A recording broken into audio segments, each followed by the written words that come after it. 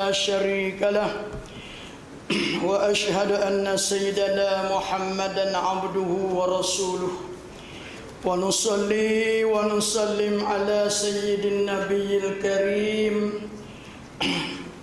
سيدنا وحبيبنا ومولانا محمد الأمين وعلى آله وأصحابه أجمعين. أما بعد، أيها المؤمنون اتقوا الله أوصيكم وإياي بتقوى الله فقد فاز المتقون. Sakana kita. Untuk anda syarat yang berapa?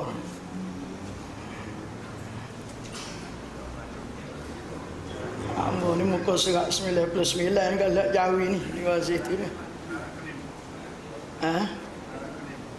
Syarat kelima ke syarat keempat?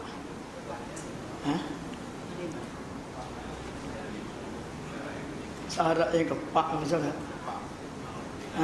Lah, ada keempat dah.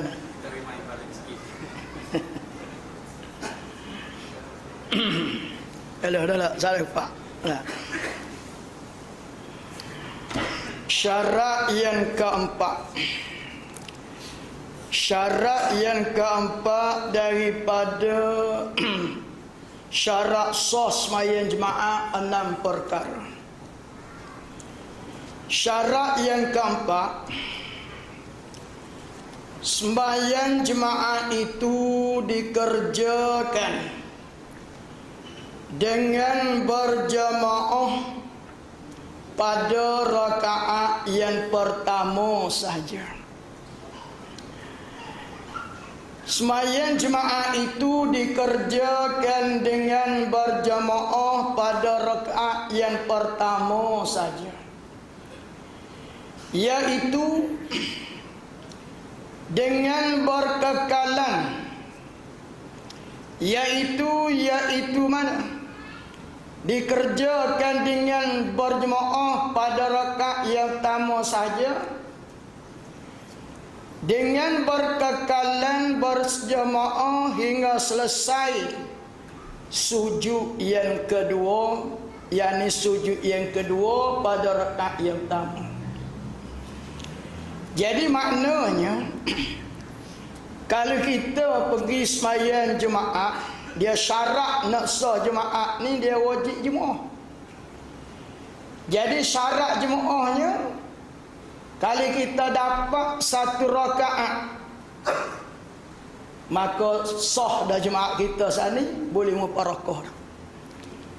Boleh muparakah kalau kita ada kerja gaduh nak buat air ke apa ke, kita muparakah, kita buat sore cepat lah 1 rakaat lagi tu. Ataupun kita pergi rakaat yang kedua, dapat jemaah. Dan tiada disyarat berjemaah pada rakaat yang kedua. Rakaat yang kedua tidak syarat. Tapi kalau jemaah tu lagi baiklah. Maka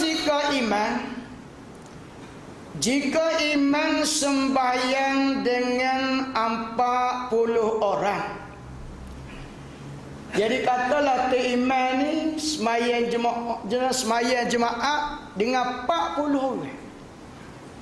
40 orang sah lah, dia sekurang-kurang 40 orang.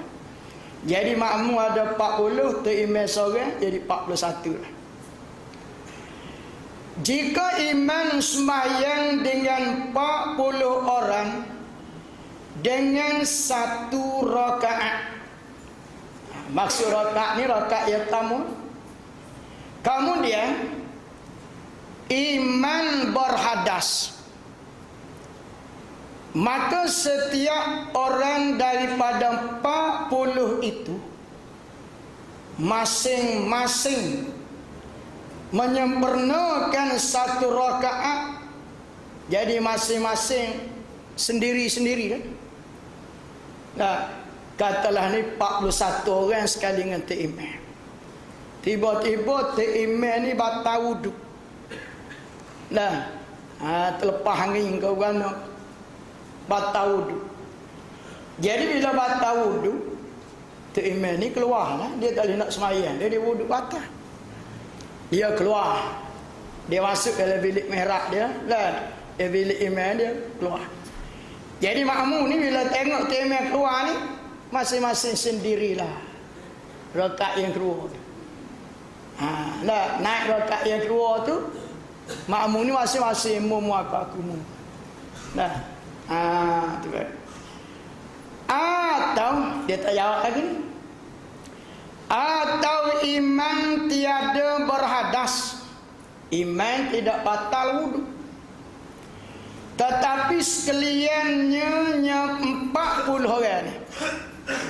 Sekaliannya 40 orang makmum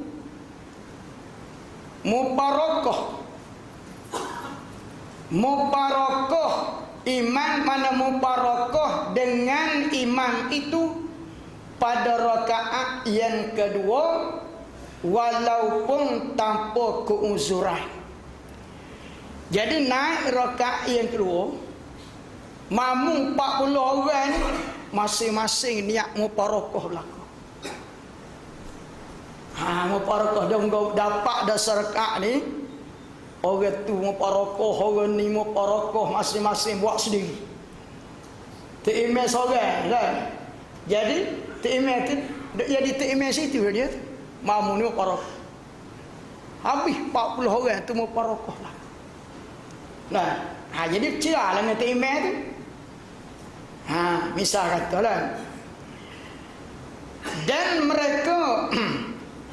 Dan mereka masing-masing menyempurnakan rakaat itu bersendirian. Jadi hak mubarakah tadi naik rakaat yang kedua tu masing-masing baca seorang rakaat seorang. Wisalah seorang. Pasal dia mubarakah. Walaupun mubarakah tu tanpa keuzuran. Dia mubarakah tu bukan kerana sakit ke, kerana nak buang air ke, kerana ada haus tak. Saja-saja nak mubarakah. Saja nak sudah awal. Malah sudah awal pun tu biduk tangga tu juga. Bukan kata sudah kelifat pada. Misal kata, buat contoh. Apa yang sah semayang jemaah itu sekalian 40 orang itu sah. Sah. Mana jemaah tu sah. Tak ada kata kena buat jemaah lain, tak ada. Sah. Sah, tak ada apa. Bahkan disyaratkan bilangan 40 itu.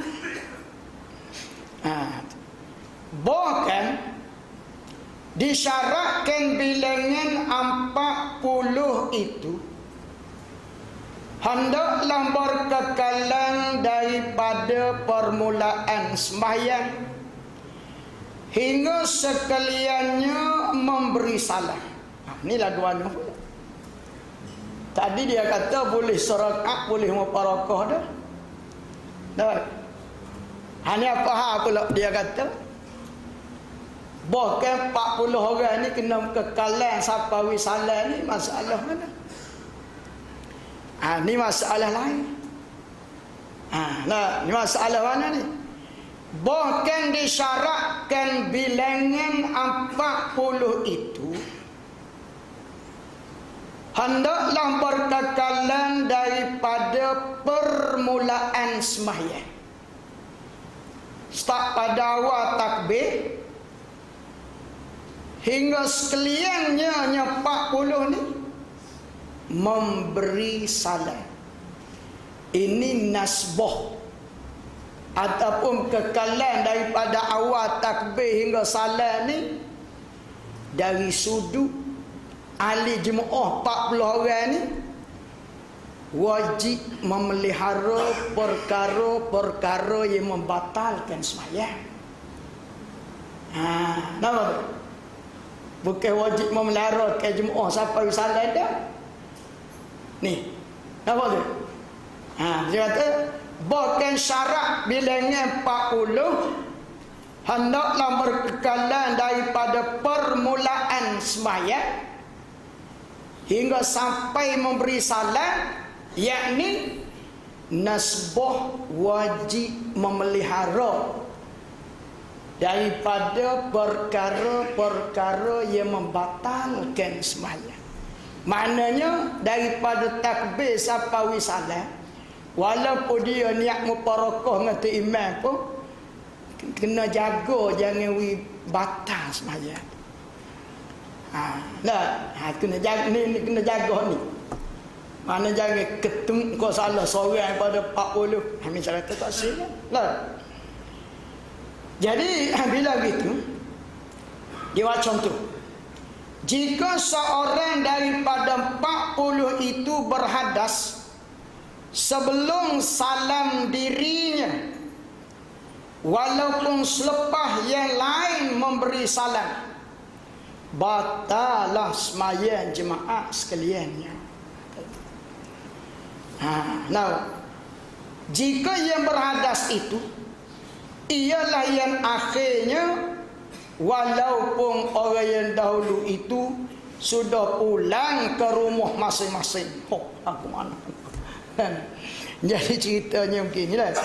Ni kalau nasbah orang ni makmum ni 40 orang cukup. Kalau lah makmum tu lebih daripada 40 orang, tak ada masalah, batal wuduk pun. Kalau batal wuduk seorang, orang lain ramai lagi, tak batal. Ni makmum ni cukup 40 orang. Maka makmum yang 40 orang ni seorang batal wuduk, habis batal habis. Batal habis. Seorang yang keteng hotak keteng batal. Pasal ki orang 40. Kalau orang lebih ada 40, tak ada masalah lah keteng pasal. Walaupun batal wuduk pun angka 40 tu tidak terjejas lagi. Ni nak keramat ni tujuan ni. Tu nak keramat. Kalau orang 40 salah batal seorang. Walaupun kita kata hak ketemu sana dia ni hak lambat sekali wisalam. Orang lain sudah dah sembahyang wisalam ke apa. Balik rumah dah. Dia tak wisalam lagi, dia jenis waswah ke duk.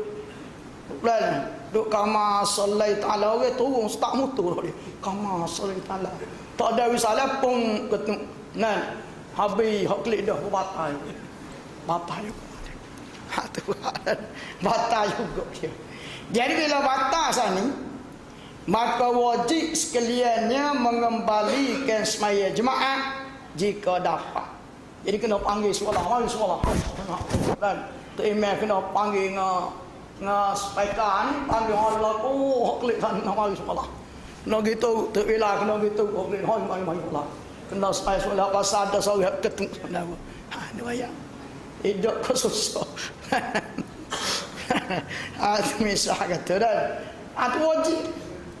Hak klik dah kena mari solat. Kena wajib tebah lain, semaya lain pula. Dia seorang ketemu. Pasalnya, kalau dia ni lambat sangat. Dah tahu dah nak ketemu cepat dah sikit dah. Ni dia juga. Ini misal kata. Dan jika tidak dapat, maka wajib sembahyang zuhur. Siapa tak? Dan jika tidak dapat, tak dapat ni contohlah mana.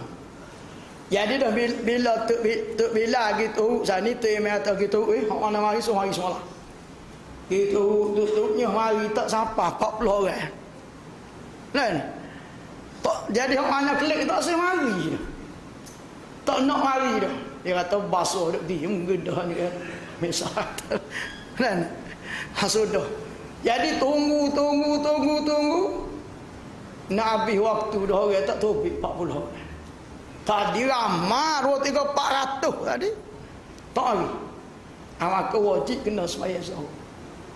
Hak balik dah rumah pun kena mai zuhur rumah. Berat kan? Berat kan? Misalkan dan tu. Kalau orang tu 40. Kalau orang tu ramai tak ada masalah.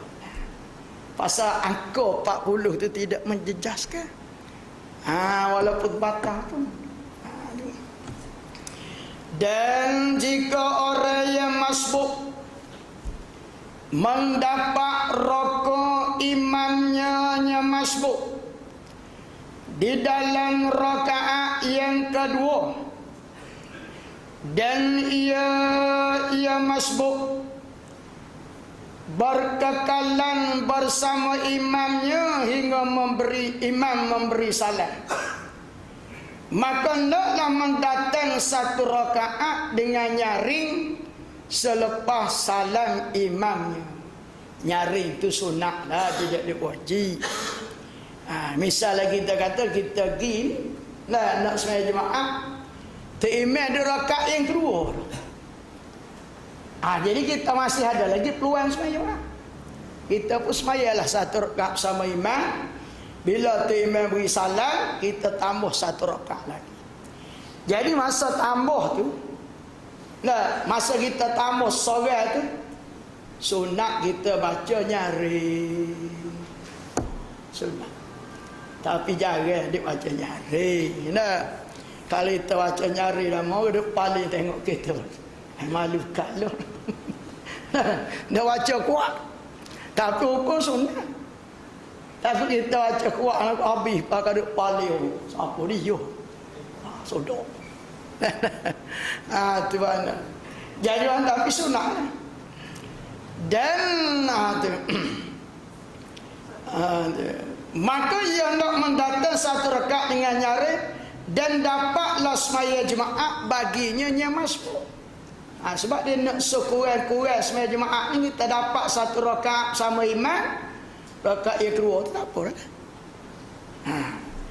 Demikian lagi, tapi kebanyakan masyarakat kita ni, kalau dia pergi dan sapa di masjid, imam rokok dah. Rokok tu rakaat yang tamu baru, dia baru nak pakai kereta. Imam rokok tu pernah klik. Tak ada dah. Pernah klik kan. Walah. Naik dah masjid tu sembahyang satu rakaat. Kalau dia balik berdosa. Sebab jemaah ni wajib, dia tidak usah.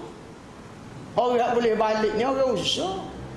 Orang kita usah boleh balik ni, dia tidak usah. Kena naik juga ke masjid. Kalau rasa tak ada, maya sahur, tak ada masalah. Dia kena naik pasal bidah ni wajib. Jadi kalau dia kena balik, walaupun dia sembahyang hukum tetap dosa. Sebab dia tinggal dengan sengaja. Pasal dia gidah, dia bukan usul. Duduk rumah lagi kena begini, hak gidah balik. Dan dapatlah sembahyang jemaah baginya, demikian lagi dapat sembahyang jemaah bagi orang yang mengikut. Orang yang mengikut orang masbuk itu. Tu hak tambah. Jika ia orang yang mengikut mendapat satu rakaat bersamanya masbuk tadi. Dia dapat satu rakaat bersama masbuk. Kata setengah ulama, atas kelakuan ini, kelakuan mana orang yang pergi lewat sana tu imam sudah dah. Dia pergi tengok ada satu orang duk tambah rakaat. Dia pergi ikut ni. Jadi dia ikut hak tambah ni pun dia niat jemaah juga. Bila hak ni beri salat, dia tambah satu lagi. Ada apa? Ni tengok ni. Kata jangan kau nak balik. Hagi dulu kan. Gak dalam ramai masjidnya ada sore dua hari lewat. Hak tambah rakaat. Tokai kau satu imam salat tu. Seretok belakangnya ada sore dua lewat. Kita ikut dia. Dan kata setengah ulama atas kelakuan ini, dan kata ulama atas kelakuan ini juga, mana ni kelakuan kata orang mari lewat sana, dia beriman dengan masbuk hak tambah rakaat tadi. Jika orang lain mengikut, Orang yang kedua ini ketika ia orang yang kedua, masbuk yang kedua ni, berdiri bagi rakaat yang kedua, dan orang lain pula, orang lain ni orang yang ketiga pula kita kata, mengikut orang yang ketiga ini, demikianlah seterusnya, nescaya mendapat sembahyang jemaat bagi sekaliannya yang mengikut. Tak kira apa kan? Nah, mula-mula sekali dia dapat satu rakaat sama imam. Imam salam, dia pun tambah satu lagi. Jadi bila dia tambah satu lagi, mari orang lain pula baru sapa, ikut dia. Niat sembahyang jemaat. Nah, depan dia wisala, dia pun tambah satu lagi, mari orang lain baru sapa, ikut pula dia ni dia. Jadi boleh semua, tak kira lah. Oh ya nak tambah orang mari pula, mari ikut orang nak tambah, boleh semua. Semua jemaat. Dia berhubung dengan asal. Boleh semua. Selama mana boleh itu? Selama orang tak biasa boleh. Apa tu? Dan kalau agak habis Zuhur, tak boleh lah. Kena Zuhur lah.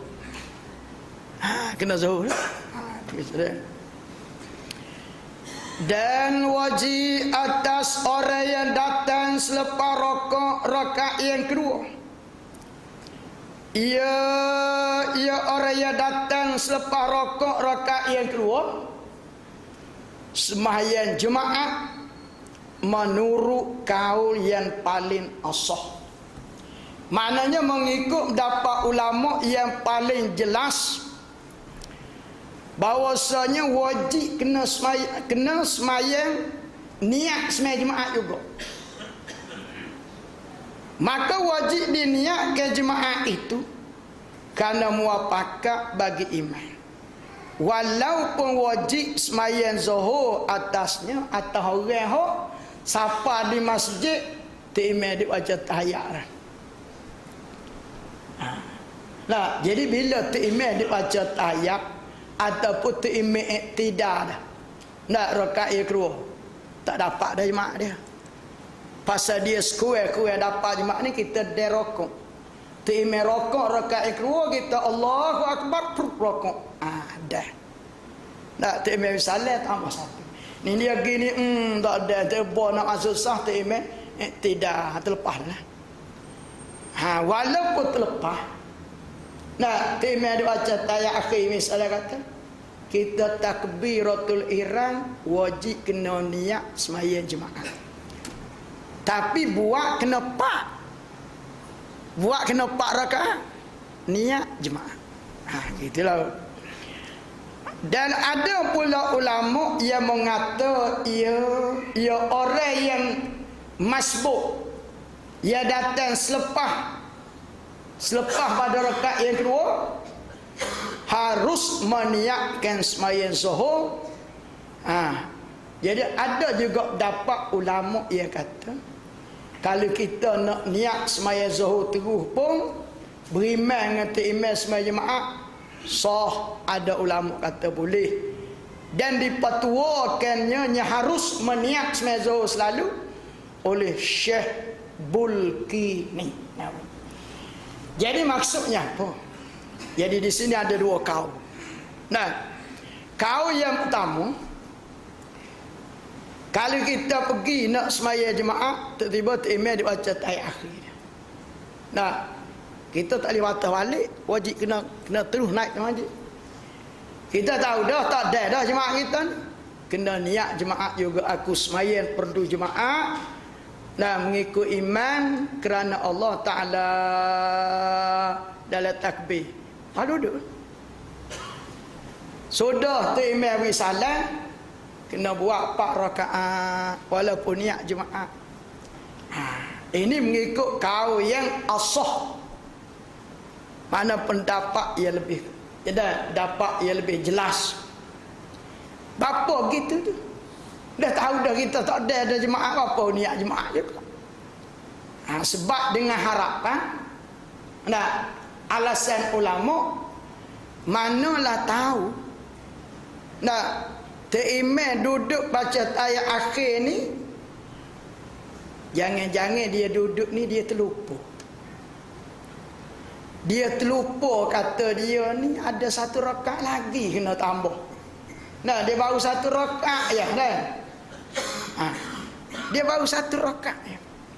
Baru satu rakaat, lepas ada sujud dia duduk baca ayat, dia tak ingat.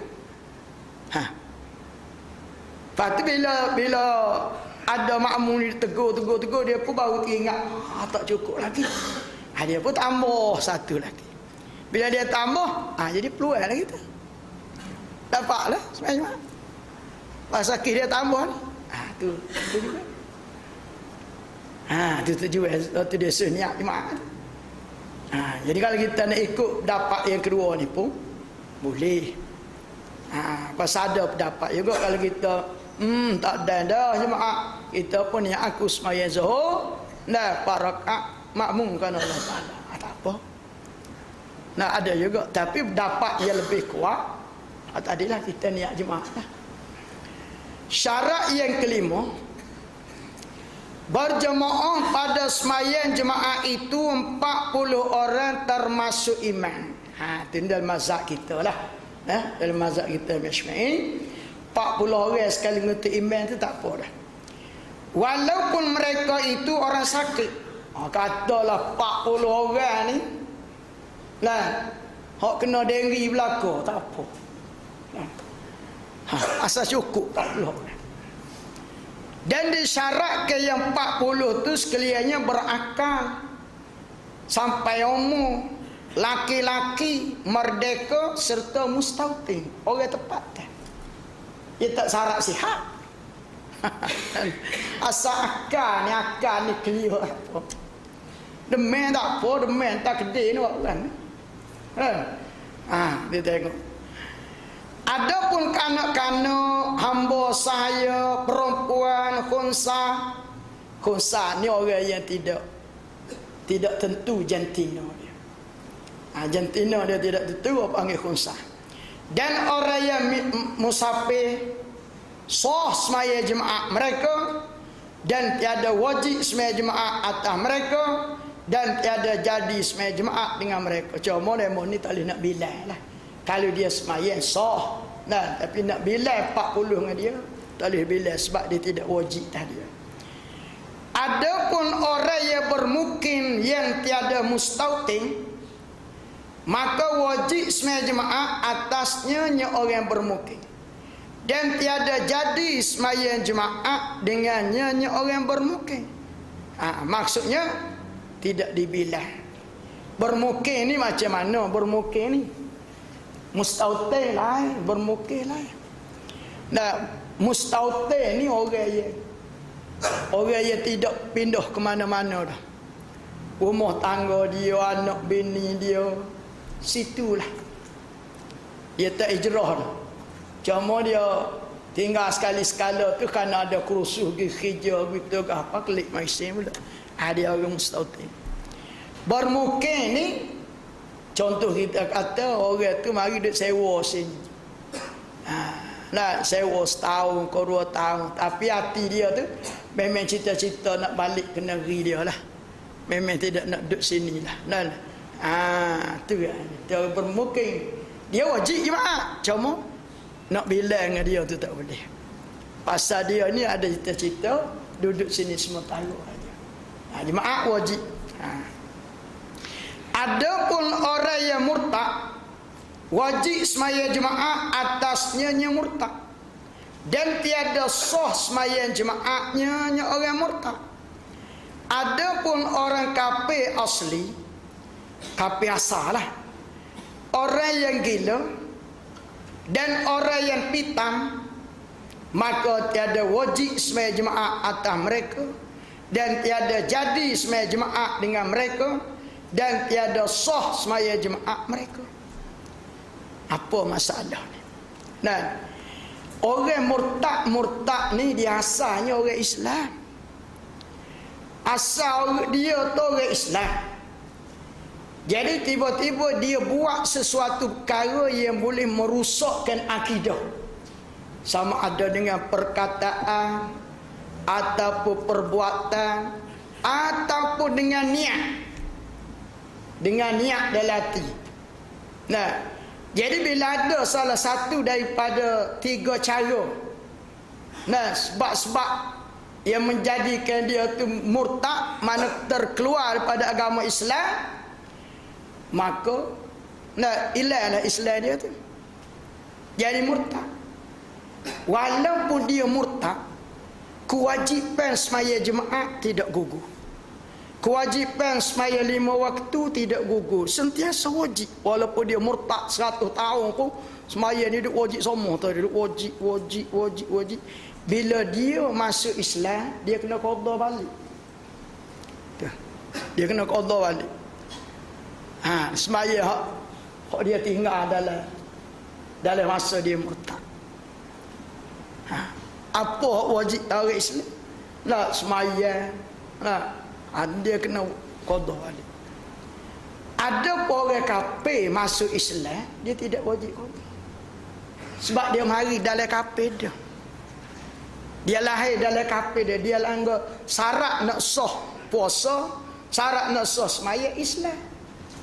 Nah, maka dia tidak Islam.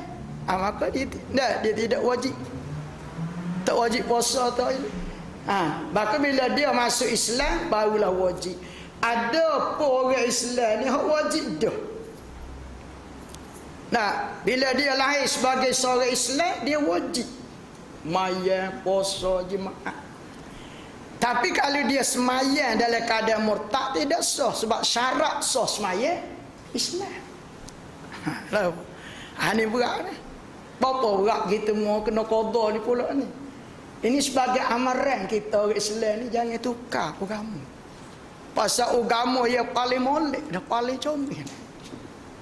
Nah, orang dalam kafir lagi kalau boleh nak masuk Islam, kita duduk dalam Islam dah. Nah, nak gerik terus.